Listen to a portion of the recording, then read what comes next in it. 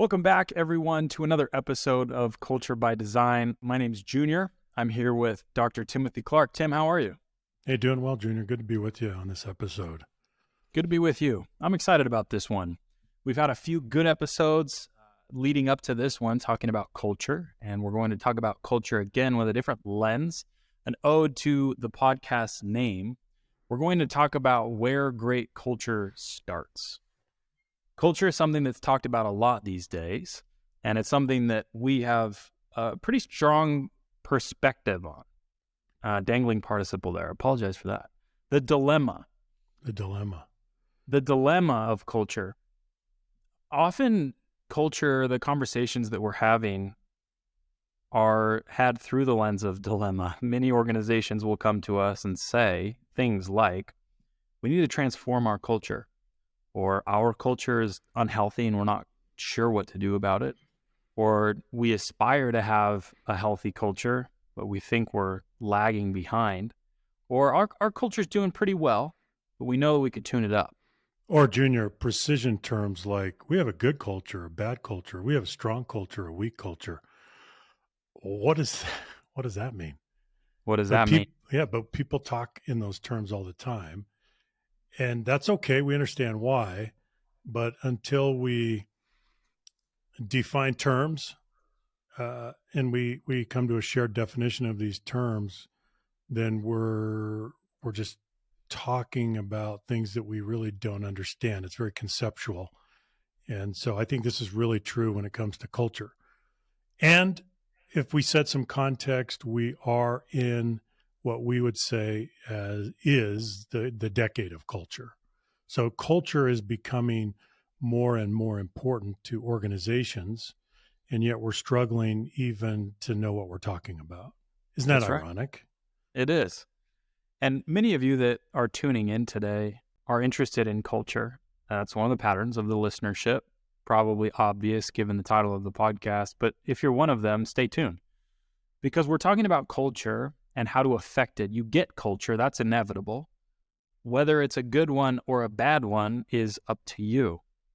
So one of the questions that we will ask when people come to us and say, we want a good culture, is, what's your culture like now? And if it's undesirable, how do you know that?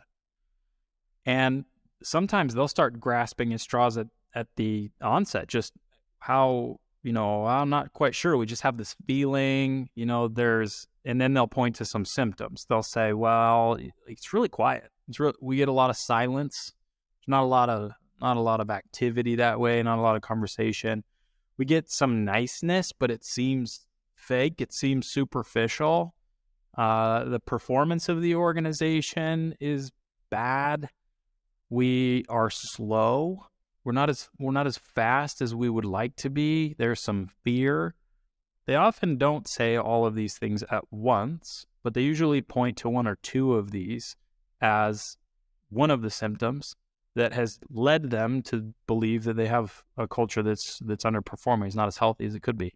And sometimes they'll point to quantifiable metrics. They'll talk about even their customer churn all the way down to the customer level. They're like, wow, we think that that's symptomatic of part of our culture. They'll talk about those types of metrics that are, again, indicators, they're symptoms of the problem that lies beneath. And the problem that lies beneath is what we try to unpack. It's what we try to uncover. And it's mysterious. So talking about defining terms, people come to us and say, we have an unhealthy culture. And we will often ask back, what do you think culture is? In your opinion, tell us what culture is. And they will start to say any number of things because, admittedly, culture is somewhat amorphous. Sometimes it's difficult to pinpoint exactly what it is. But this is who we are, and this is what we do. We've spent some time in this area. Tim is an organizational anthropologist. He's been doing work in this area for a very long time. So, Tim, you could give us an academic definition, couldn't you? Well, I could, but let's just frame it up a little bit in a very simple way. Let's distinguish between what we call visible and invisible culture. So there's the first distinction. Okay, so things that you can see, things that you can't see. On the visible side, let's make one more distinction between So on the visible side, visible culture, we can divide that into material culture and behavioral culture. So the material culture would be the artifacts around you, the physical things, the bricks and mortar, the office environment, um, all of the things that we work with and live with every day, the clothes on our backs. That's material culture, and it's filled with artifacts and the things that we need to survive. Then there's the behavioral side of material culture, and that consists of obviously behavioral patterns at the individual level, behavioral patterns that come up to the interpersonal level, and we'll talk a little bit more about that. So that's the visible side. How about the invisible side? The invisible side of culture is very interesting because you can't see it, but we know it's there. So what is in there? What's in that box of invisible culture? Values, assumptions, beliefs, attitudes. Those things are not visible to the eye, but we know they're there. And we know that they are the antecedents of the behavioral culture. So there's a couple of distinctions to kind of help us get started, Junior, that might be helpful. But if we take all of that, let's take all of that. That's still a lot. And so why don't we wring that out and come up with a very focused definition of culture, and that's what we've done. So the working definition of culture that we use with organizations around the world is 4 words: the way we interact.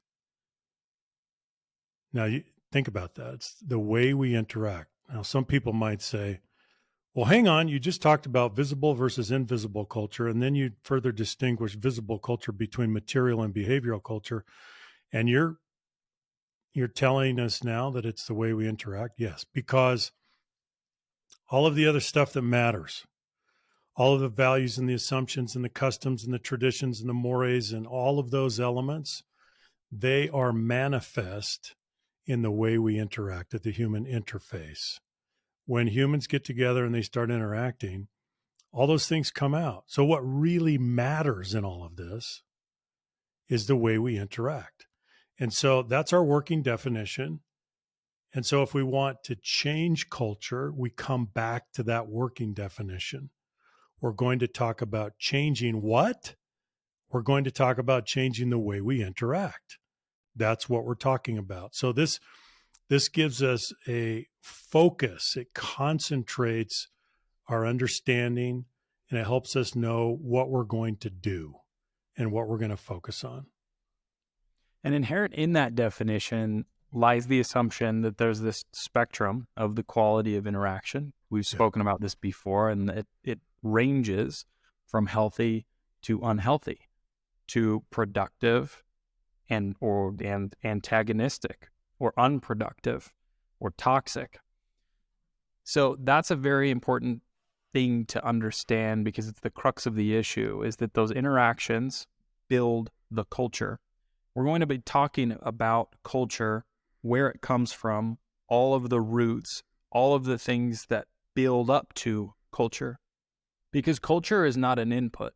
Culture is an outcome. So what do we need to do if we want to affect the outcome? The right side of the equals sign in the equation.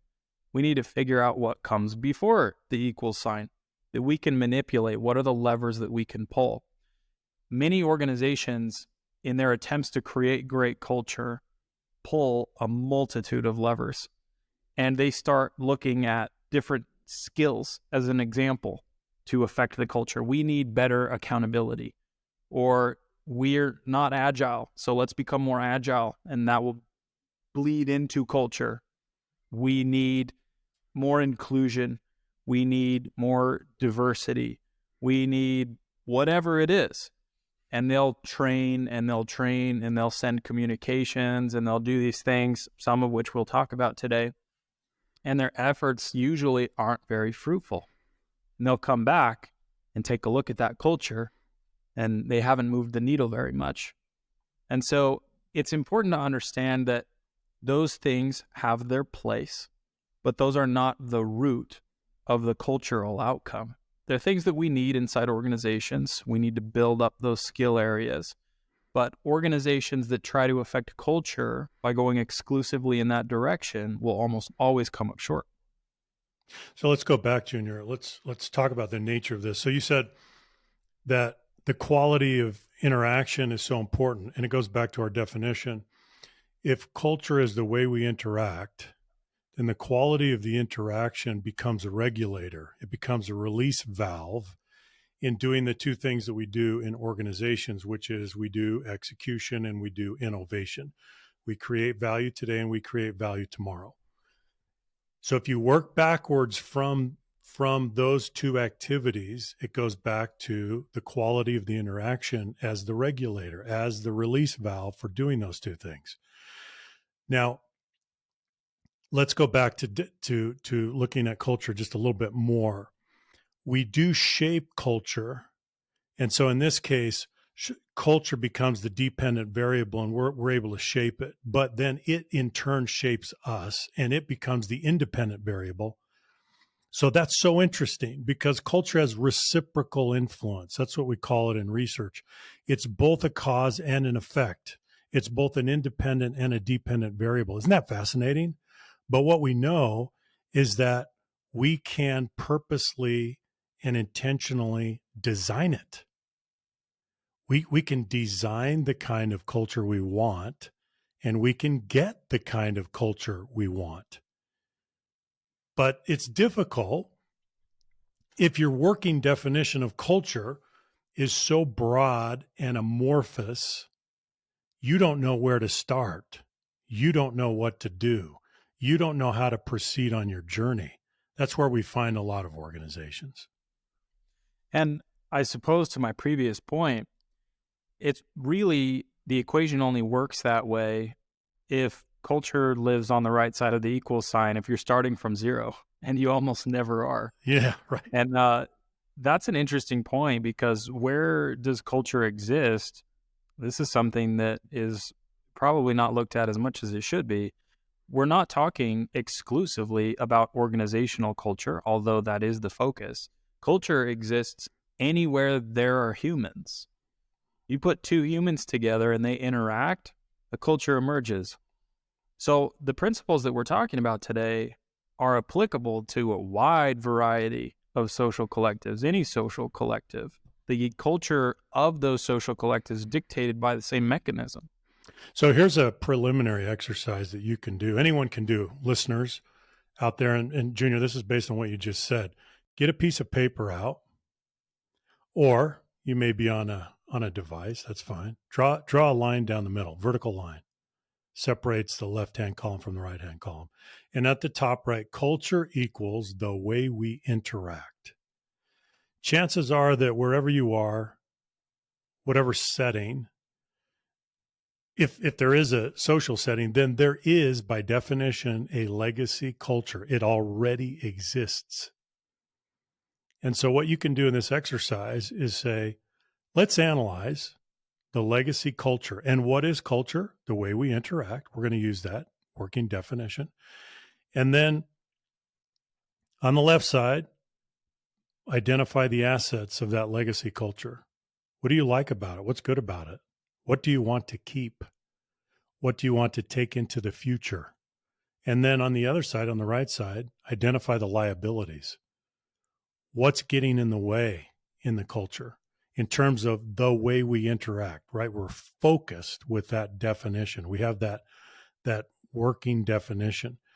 That is an incredibly powerful and yet simple exercise to get you started. So you create a cultural ledger of cultural assets and liabilities based on the legacy culture that you're beginning with right now. I love that idea. It reminds me of Marie Kondo's book about cleaning your house. What sparks joy about your culture? If it doesn't spark joy, throw it out like the old t-shirt that you should have got rid of Right. 5 years ago. Yeah. What do you want to take into your future? Yeah. Do you want to take this into your future or not? It's a It's wonderful the question. same analysis. It's the same But isn't analysis. this interesting? Because when Kondo does that, what does she addresses material culture. Her entire discipline is about addressing material culture. Well, we do the same thing, but we address the behavioral culture and the invisible part of the behavioral culture as well. But isn't that fascinating, the corollary? I really like that perspective. What do you want to take into your future? Because there's something there already. Chances are you've got that legacy culture. Yeah. Very, very cool.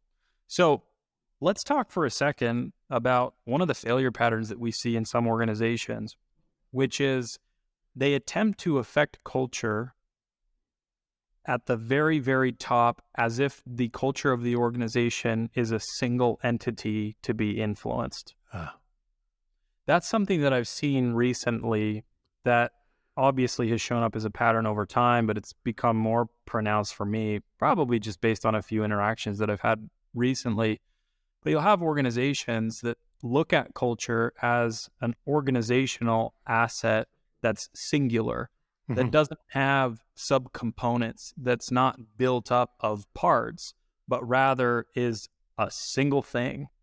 And that's very dangerous because if you try to affect culture at the highest level possible as a single entity and you try to improve it holistically, it's almost impossible. And so it sparks the conversation, where does culture really live? Where does culture become healthy? Where does it become unhealthy? And it's not something that's done at the highest level as a single thing that we're trying to move. It breaks down into subcomponents all the way down to these microcultures. So let's talk about that for a moment, the difference between that macro level organizational culture all the way down to the micro. That's the anatomy of culture. Now, at the highest level, we can sit down and we can say, this is what we want in our culture, and we can identify goals and objectives. And at the top of the organization, that's part of your responsibility. And in fact, you are the chief cultural architects at the top of the organization. So you should do that. But the way that we actually engineer a cultural change or reformation or transformation, it actually happens lower down in the organization. So if we look at the anatomy, as you said, Junior, we have the macro culture at the institutional level. And if we ask you, could you tell us what your culture is like institutionally? You could probably give us 3 or 4 patterns that you see, and that would be true. These are patterns that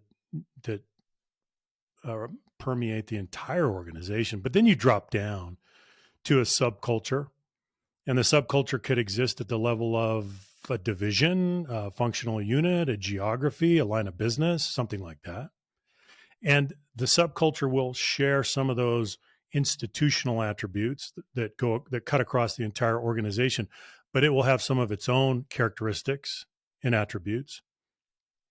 Then you keep going down.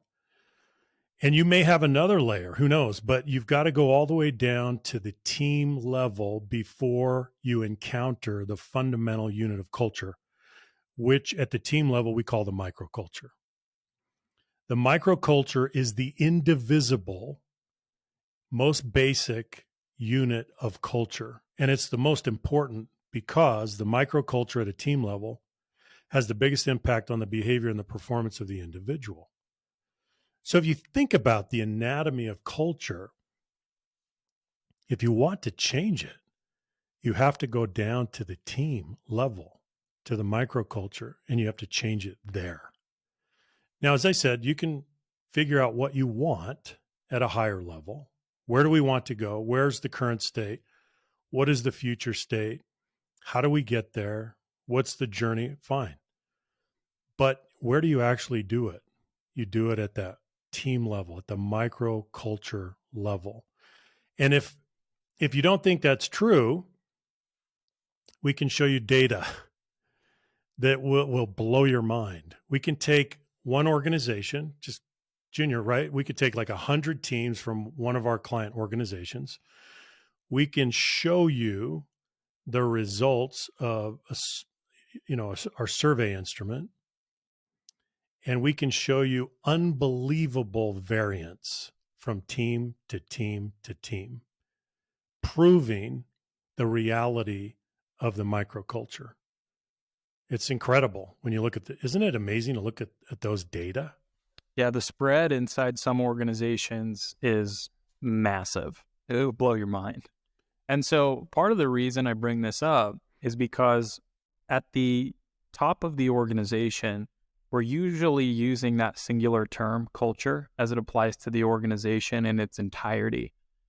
It's important to introduce more specificity when we're talking about the health of our culture and go down to that next layer and the layer after that, because subcultures exist inside. And imagine if you're a massive multinational, we'll see this. They'll come and say, we have an unhealthy culture, just as a blanket statement. Okay, what does that mean? And I'm sure that the cultural health isn't the same across the organization. We know it's almost inevitably not. So let's talk for a moment about the subcultures, and we'll start to poke a little bit and prod, try and get some of that information. Tell us about the way that you're organized. Let's talk about different geographies. Let's talk about different divisions or business units. And pretty soon it'll emerge that, oh yeah, this part of the organization, fantastic, doing phenomenally well. I think it's very healthy. This pocket over here, however, it might be a different unit or geography. Yeah, they're really, really struggling. It is dangerous to group those two units together and talk about them as if they are the same thing and as if they share the same culture. They're influenced in part by that macro level designed culture that we need to do and we need to inform. The point being, if you use the same exact inputs for both of those units that are at drastically different places in their journey, it's unlikely to be as effective as it would be if you had a little bit more specificity. Now, we can't go to every single team in the organization and come up with the perfect path forward, but it does warrant breaking down a little bit more into some of those subcultures and attacking them potentially separately or with different angles, especially cross-culturally. That's also something that we've seen, is different parts of the world view different types of patterns and interactions differently than other parts of the world, other parts of the organization. And just acknowledging that and understanding that up front, I think, is an advantage. The greater specificity we have, even in the language we use, the better chance we have of affecting the right pieces of the organization the right way. So, Junior, let's just make one more comment about measuring culture. If you measure culture at the institutional level and you aggregate the data, right? So, for example, let's say we're using our 4 stages of psychological safety survey, and you do it at the institutional level, you don't have actionable data. Oh, Your data only becomes actionable when you go down to the team level. So what does the data look like when you roll it up? bell curve, standard What are you going distribution to do? every time. It's not actionable. You have just taken away the actionability of the data because you've removed the variance. It's not actionable anymore. So it's not any good. Throw it out. That's right. So you've got to collect it at the team level, and then you have actionable data. The variance comes into very sharp relief, and you can get to work. Part of the reason that we do that in the measurement is for line of sight between your inputs and the cultural outcomes. This is particularly true in leadership positions. If you're just looking at the bell curve, it's being presented to you, this is the data for the organization, you can very easily disassociate yourself from those results and say, I don't affect that average. That's right. I'm over here on the right side of the Yeah, curve. I'm an outlier. And I'm 2 so standard deviations from the mean on the good side. on the good side, that's right. I'm a pocket of high performance. I'm not a pocket of toxicity. Exactly. Right? And so that's borne out in the survey methodology, and the approach that we take with organizations is we will always measure at the level of the intact team. And so there are some aggregate data and things of that nature that are important. We can spot patterns and things like that. but to keep it most actionable, it's necessary that we measure at the level of the team. So let's break this down even farther. We've talked about culture as having different levels: macro, sub, micro. Now let's open up culture inside of each of those areas. And you can think about this like concentric circles. So picture this in your mind's eye. The outermost circle, we have culture, we have the outcome. And you can think about this in the context of the organization, the department, or the team. Inside that next layer, another circle, we have norms. What's a norm, Tim? How would you explain that? A norm is a shared behavior. Okay. It's a shared behavior. So more volume. Hmm. We have It's a pattern. shared behavior in a social unit, in an organization, on a team. We share it. We do it. We model it together. There's a pattern, right? So cultures are built of norms. Inside norms, we have another circle. We have behaviors. The behaviors, as Tim said, in aggregate, once they're patternized and once they're aggregated, they affect the norms. But those norms are broken out into individual behaviors. Then we have one final circle inside behaviors, because there are an array of behaviors that can turn into norms. But we have this fundamental mechanism that lies inside that circle. And that's the crux of the issue and the answer to the question at the beginning. Where does great culture start? It starts here. Can you guess what's inside that innermost circle? What is the fundamental unit of culture? What's the basic mechanism that affects everything else outside? It's modeling and rewarding vulnerability. That is the behavior inside of the innermost circle. That's the function. That's the mechanism that affects everything outside of it. It affects the other behaviors we engage in, which in turn affect the norms of the organization, which in turn affect its culture. And all of this can live, again, at the level of the organization, the subculture, the microculture of a team. All it takes is two people for this to apply all of these circles. So, Tim, why is that the fundamental mechanism? Any thoughts on this?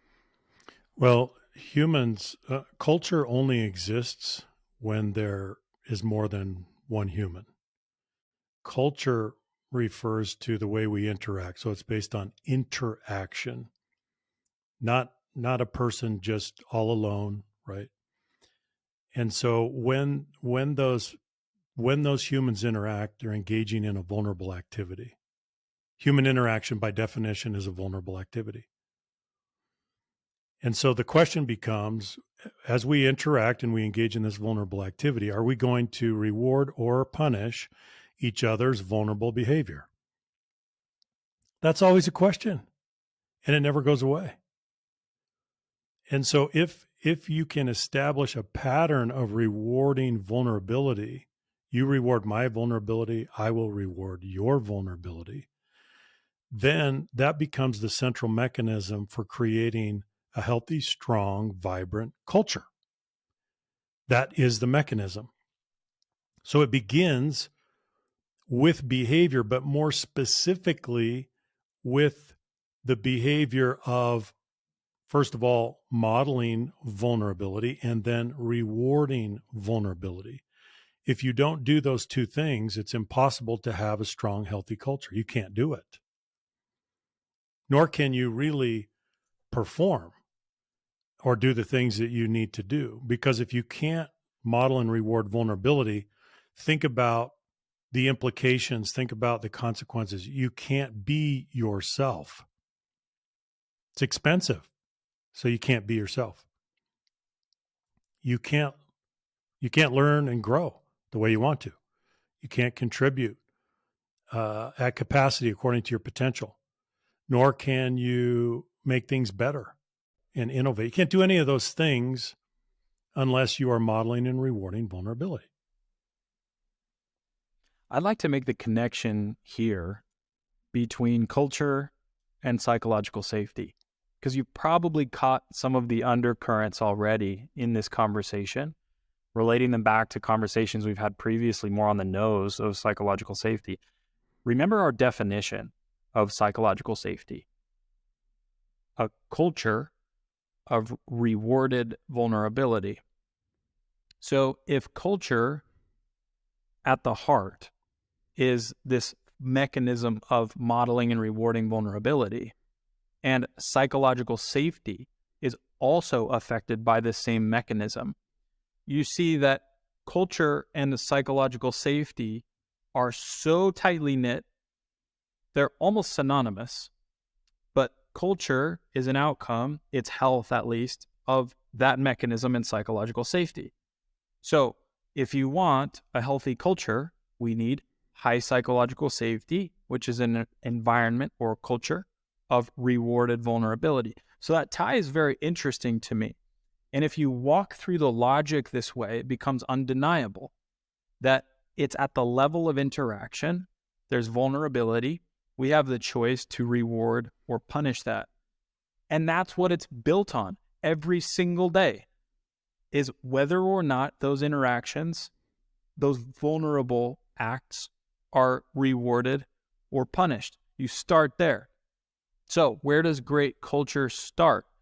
It starts when your teammate asks a question that's a vulnerable question, and you say, fantastic question, thanks for asking, instead of, don't ask that ever again.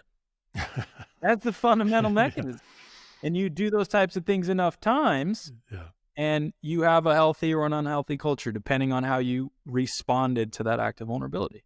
And then it's done in aggregate. And you ask a question in our organization, more often than not, is vulnerability rewarded or punished? There's your culture. And Junior, as we've talked about before, we have cataloged numerous acts of vulnerability, numerous in our ladder of vulnerability. And it's very clear that you simply cannot even have productive human interaction if you're not engaging in those acts of vulnerability. It's not possible.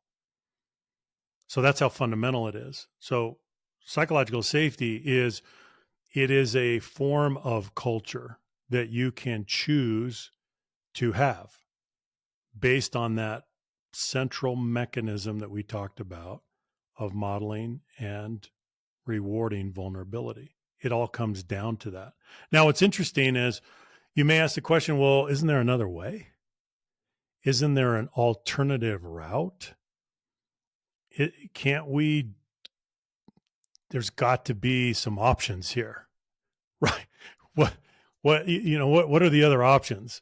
Is there some other shortcut or workaround or backdoor or alternative? And we're here to tell you there isn't.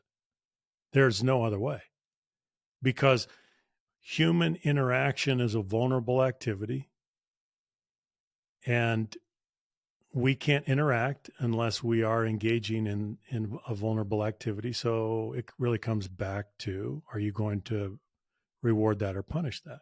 There's no other way. So if you go back down all the way, right, we're doing root cause analysis, and we're going all the way down to the ground to understand where we change culture. This is where we have hit bedrock. We have come to the irreducible minimum. This is the mechanism where we reform or transform culture. We have to go all the way down to this behavioral level and look at that mechanism. If you were to look at culture and the outcome of culture through first principles, and if you were to say that there is another way, one of the things that you would have to disprove at the layer of bedrock is that human interaction is not a vulnerable activity. That would have to be true. That would have to be true. Right? That would have to be the premise. Exactly. That would Right? be the premise of the argument. And for me, that would be a very difficult argument to make. That's Very right. So that's why I love this line of thinking, breaking it all the way down. And this can be just a light bulb for organizations. and individuals to think about culture.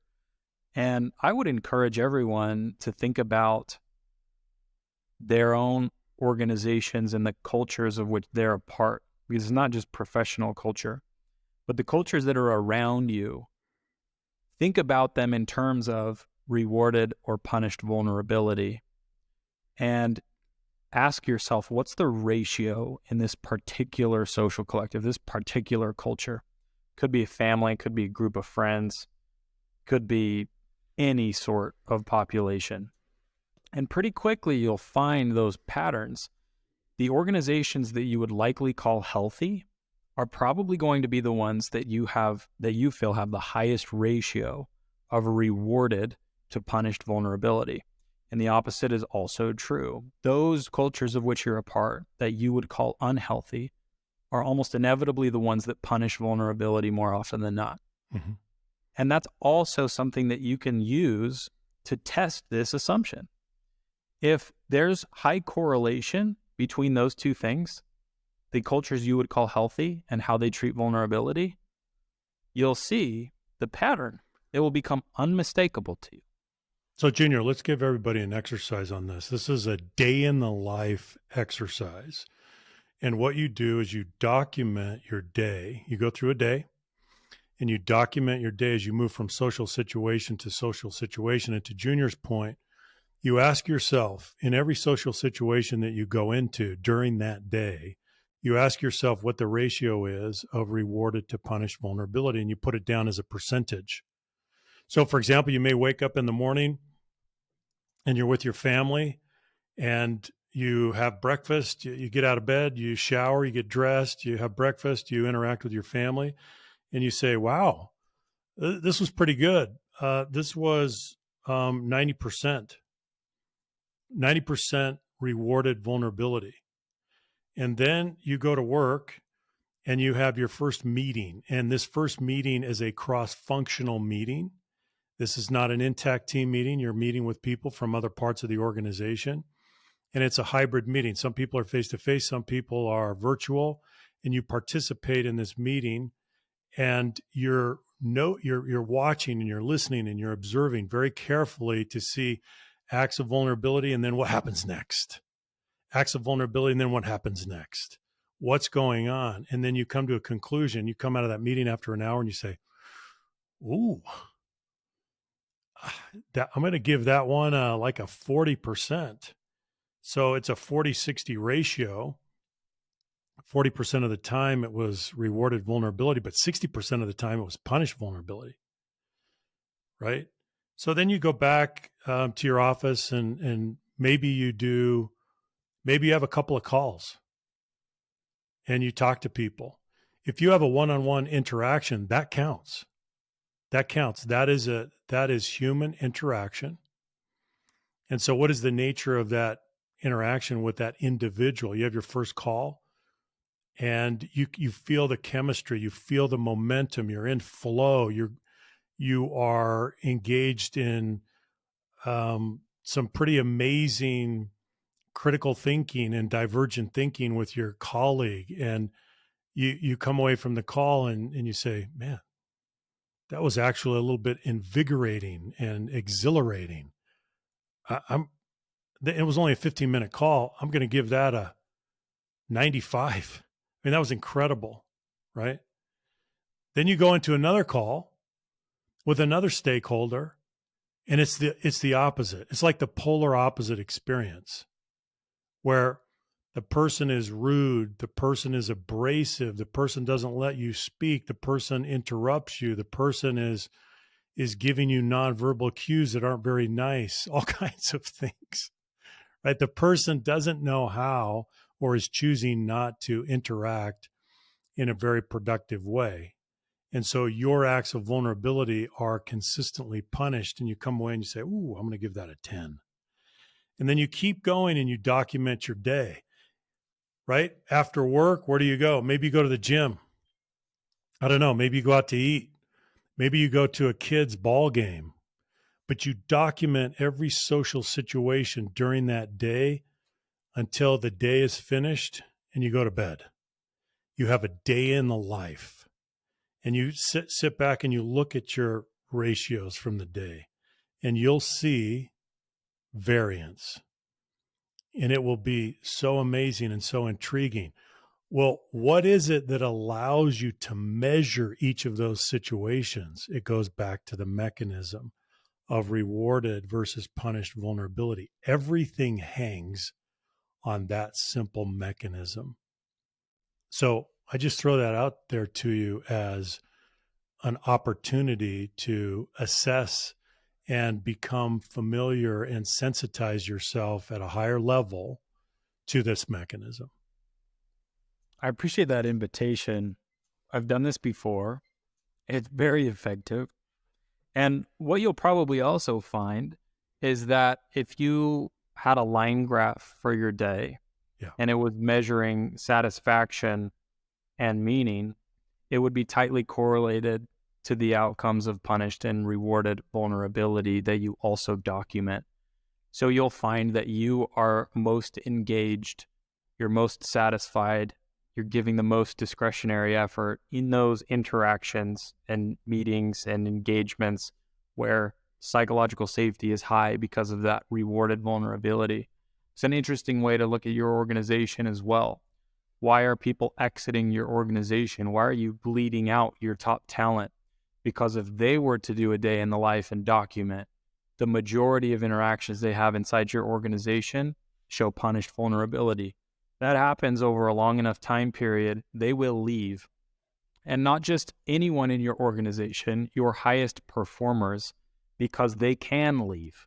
They That's can right. find other opportunities inside cultures that are healthier, that would have a different line graph at the end of the day if they plotted the lines across the interactions and looked at rewarded vulnerability. So again, that is the central mechanism. The So, next, Junior, we could say it this way. People may not be using the language and they may not understand and may not be able to articulate the mechanism of psychological safety. yeah, But when they go to interview into organizations today, they're going to say, "Hey, tell me about your culture. yeah, What's it like to work there? What's the environment? What's the vibe? How do you do what you do?" That's the shorthand way of saying, what is the ratio of rewarded to punished vulnerability? They're not going to yeah, say it in those words, yeah. but essentially that's what they're getting at. It's a good point.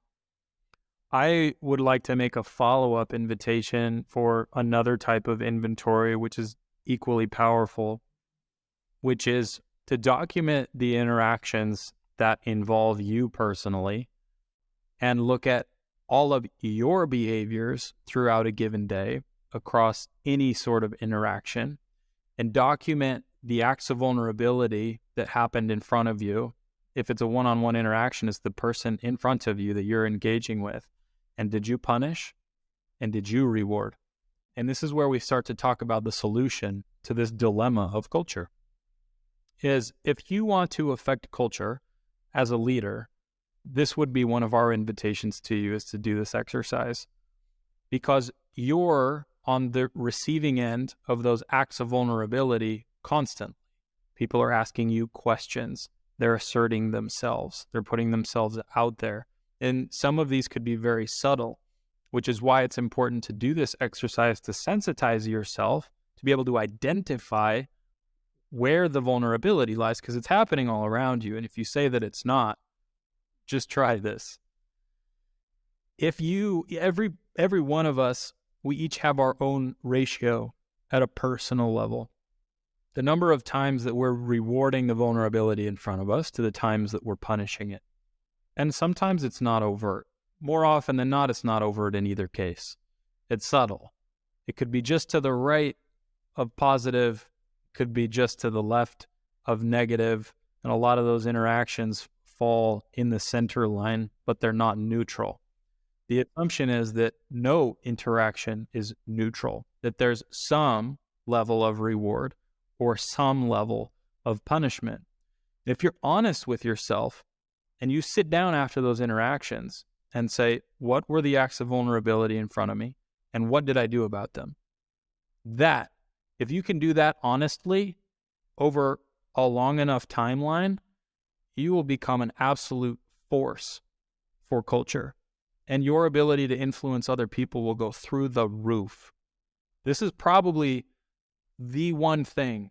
That's a big statement, but it's probably the one thing that I would recommend that leaders do because it affects everything. It affects every interaction you have with any human. You're checking out at the grocery store, the interaction that you have with the cashier is dictated by this same mechanism. If you have a romantic partner, if you have a friend, if you have a family member, if you have a colleague, if you have a supervisor, a direct report, every single one of those relationships is dictated by the same mechanism. And the health of that relationship in large measure is affected by the same thing. So And that would Junior, be, when someone starts to do this and look through that lens and take personal inventory that way and maybe document a day, right? Their their powers of observation and their level of self-awareness go to a different order of magnitude. So if you want to increase self-awareness, do this exercise, because love it. what you're doing is you're paying attention real time to the way that you are responding to the acts of vulnerability from other people. And if you can pay attention, right, if you can develop that metacognition and pay attention in the moment to what you're doing as you respond both verbally and non-verbally to other people as you go through your string of interactions during the day, you won't be the same. You won't be the same person because that, as you said, that sensitization begins to happen. And the sensibility, the sensitivity, the awareness climb to a new level, and you become so much more effective in human interactions. It's amazing. I would also add to kind of close up this point that maybe your self awareness isn't 100%. Actually, it's not. It might be close. And for some of us, it may be farther away from 100%, but you need feedback from others. So, another thing that you can do is ask others, ask a trusted advisor or a peer after an interaction that they were a part of too. Hey, quick question for you. How do you think I was perceived in that meeting? How do you feel like I showed up in that meeting? And see what they have to say. Hopefully, you have some people from whom you can get some honest, unvarnished feedback. That will help you on your journey, is to solicit some third-party feedback because there are other pairs of eyes that are seeing things that you are not. And sometimes you get so caught up in whatever it is in front of you, I'm guilty of this too, that you lose that awareness. You put the blinders on and you're just working on the task. You're trying to solve the problem. And maybe many of us find ourselves in that situation. And it's an opportunity to get some feedback from other people. And I think that that's an important thing to incorporate because we're never going to be completely objective and pragmatic about the way that we see ourselves and our own development. That willingness has to be there and that self-awareness has to be there. And we can develop that. And to your point, Junior, I think the operating assumption has to be that we all have blind spots. Yeah. We all have both conscious and unconscious biases. Now, bias is just a preference, right? It's a cognitive shortcut by which we make sense of the world. A bias is a preference. Some biases are very good. For example, I like Korean barbecue. I have a really strong bias for Korean barbecue and kimchi. Others don't share that bias, but it's not a bad bias. It's a good bias. But there are negative biases that are destructive, and not only are they destructive, they're actually false. They're not based on truth or reality. So we all have blind spots. The last thing we need is an echo chamber. There's a built-in confirmation bias within us where we struggle against disconfirming evidence. We don't want to hear what we don't like to hear. and we want to be right because being right feels good. But this is where humility comes in, and we have to realize that two things are true. First of all, we don't know everything and we need help.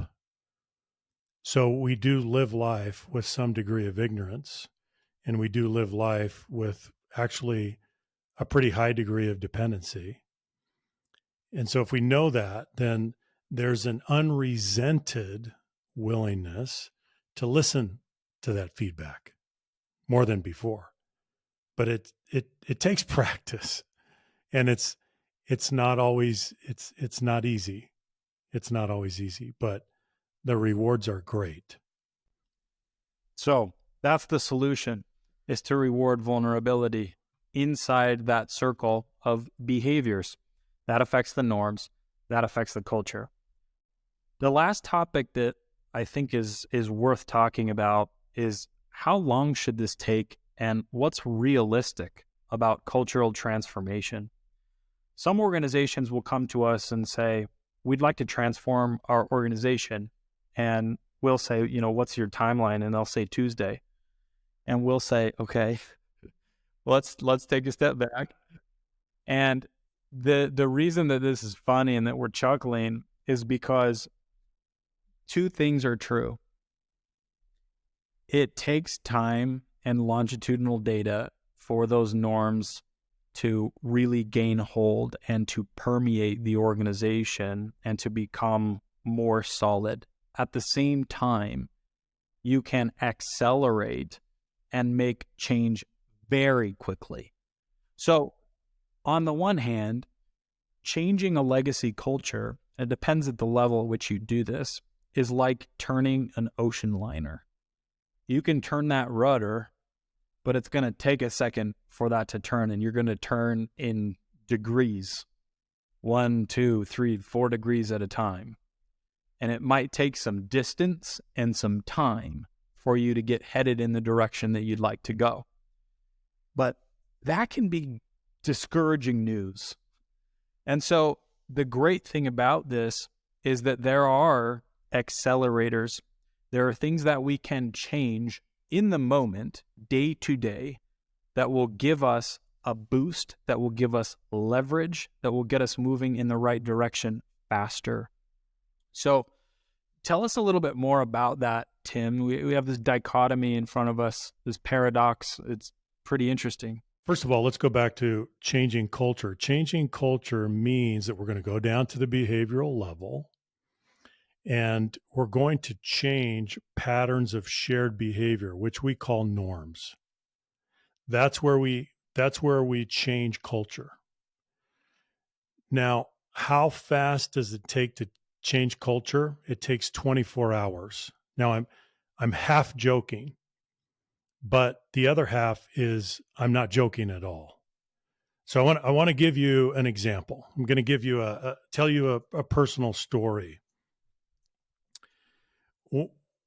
When I was in college and playing college football, we had an old weight room. It was old, and it had been used for many years.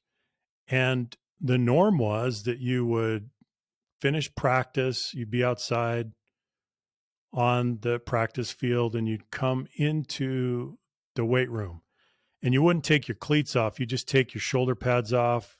You'd leave your shoulder pads and your helmet on the ground, and you'd just go in all of your sweaty clothes and with your dirty cleats. It didn't matter. You'd go in and you'd do your weightlifting, and then you'd go shower, go into the locker room and go shower. That was the routine, and that was the norm. It was a shared norm.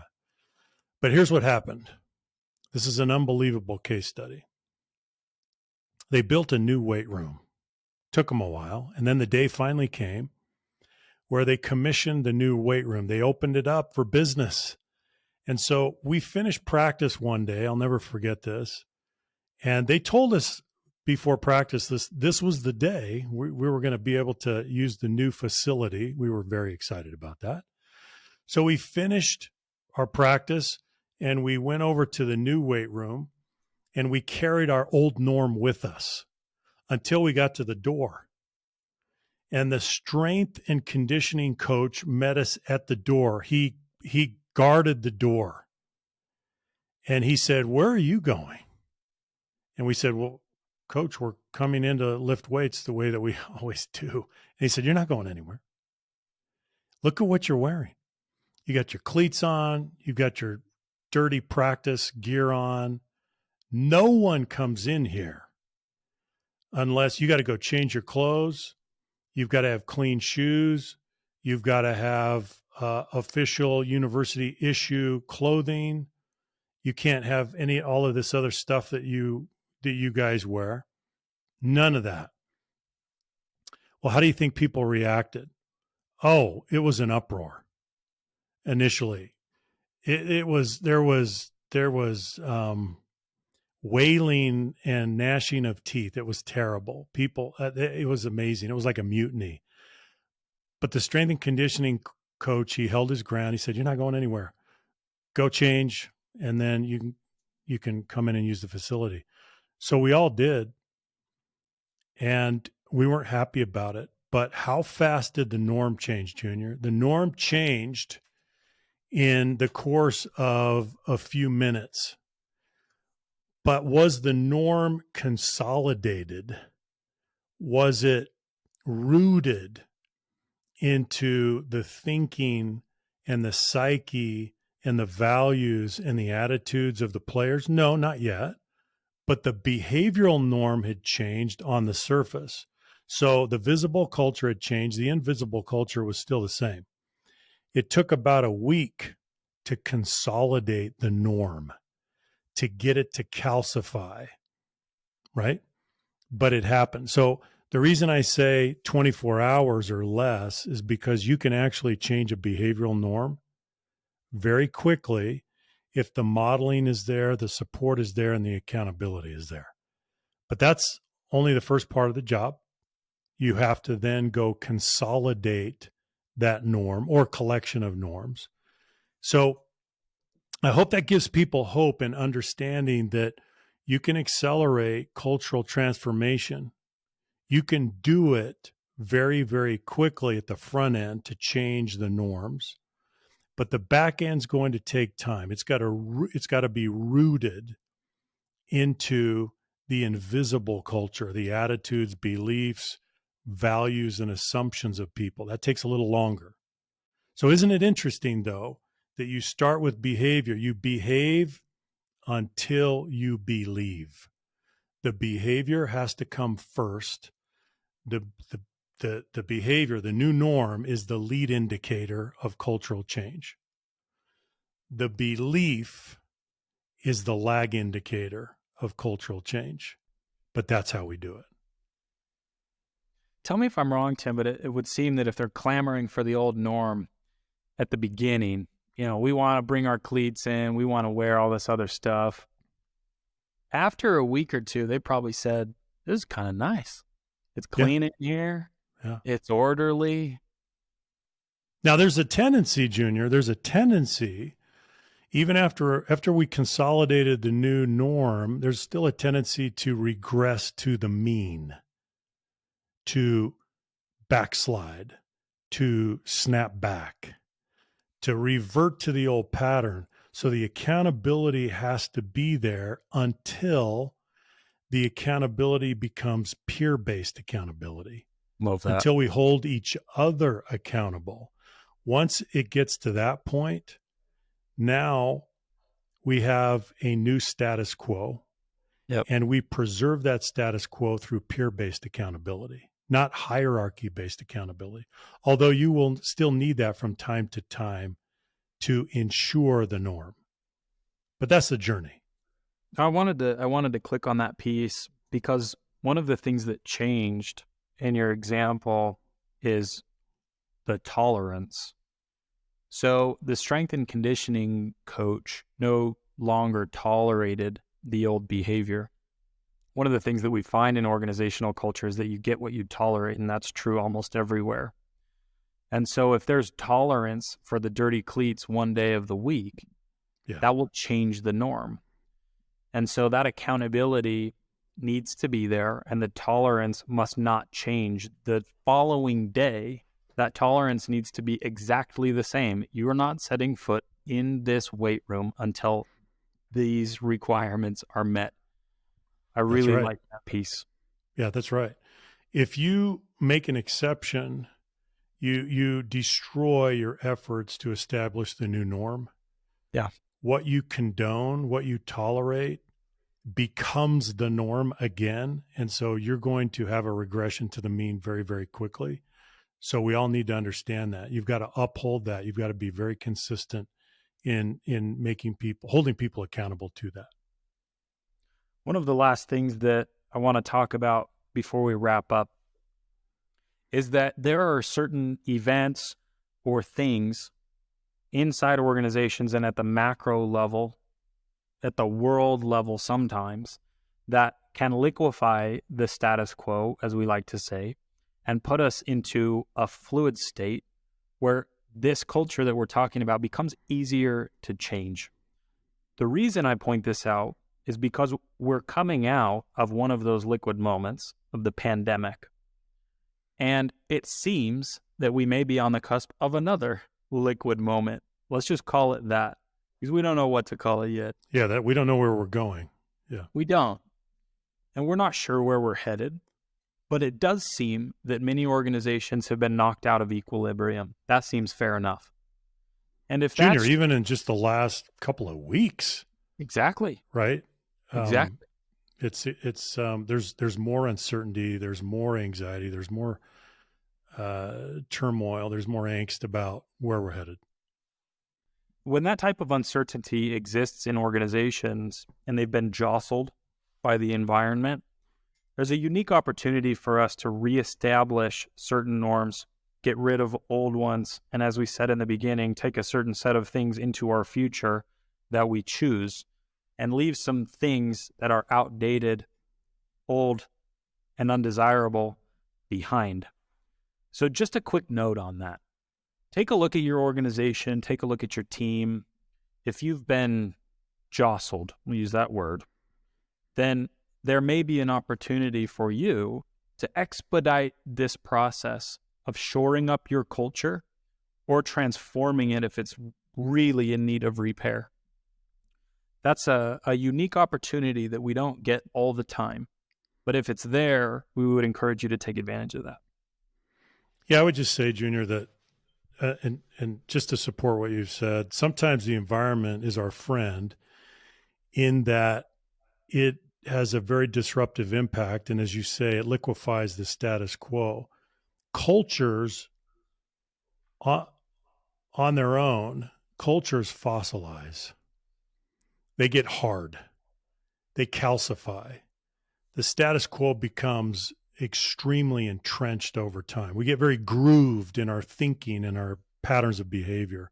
And so if the environment is is helping you by disrupting that status quo and liquefying it, then take advantage, as you said, take advantage of that opportunity, exploit that opportunity, because if you didn't have the help of a turbulent environment, right? Dislocation in the environment, the unforgiving nature of the environment, whatever it is.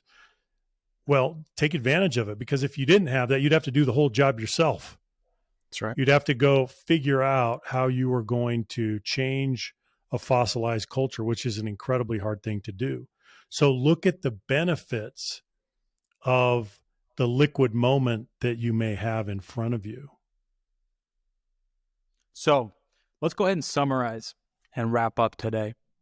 We've been talking about where great culture starts. People ask that question, where should I begin if I want to change my culture? If it's unhealthy, I'm seeing silence, I'm seeing some fear, it may be outright toxic. You can change it. There are certain things that you can do that will be futile, that we've seen over and over again. There's one thing you can do that will work every time. If you want to change culture, change behavior. That's where the mechanism lies, is inside the behavior of everyone in that organization. And the mechanism is rewarding vulnerability. When we're met with an act of vulnerability, we should reward it.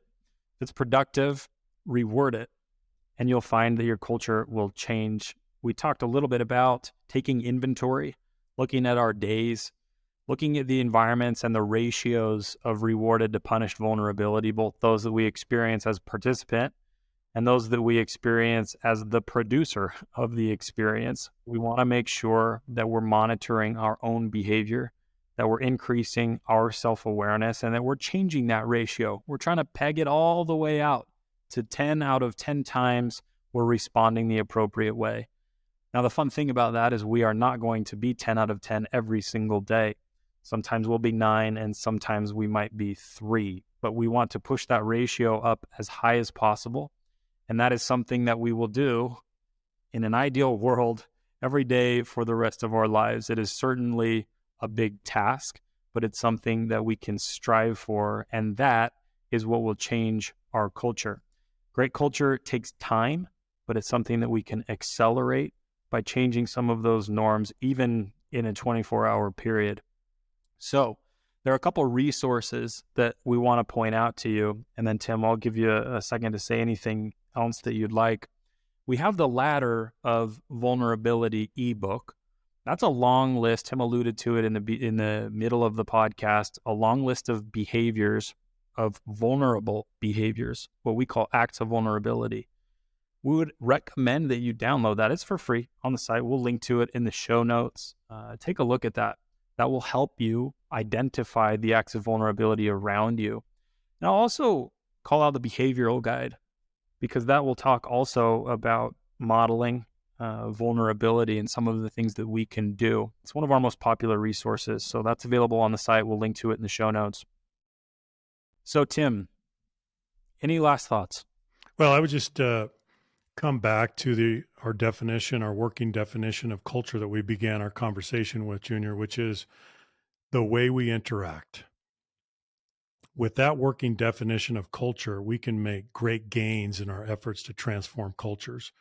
So I would just bring that up again and remind everyone to focus on that. And then the mechanism, Junior, that you already mentioned of rewarding or modeling and then rewarding acts of vulnerability. Excellent. Tim, thank you for your time today. For all you listeners, if you found value in today's podcast, we'd invite you to share it. Share it on LinkedIn, whatever platform you'd like. Tag us, tag a friend. If you think that there are people in your network that would find value from this, we would love if you shared it. That's one of the best ways to support us, to enable us to continue to create this type of content. And there is a lot more where this came from. We're looking forward to the future episodes. If you haven't listened to last week's episode, we would highly recommend that as well. Go ahead and give us a like on whatever platform you are on, subscribe, and if you have not read the book, The 4 Stages of Psychological Safety, please do. We would invite you to do that. Okay, with that, we will see you next episode. Thank you, everyone.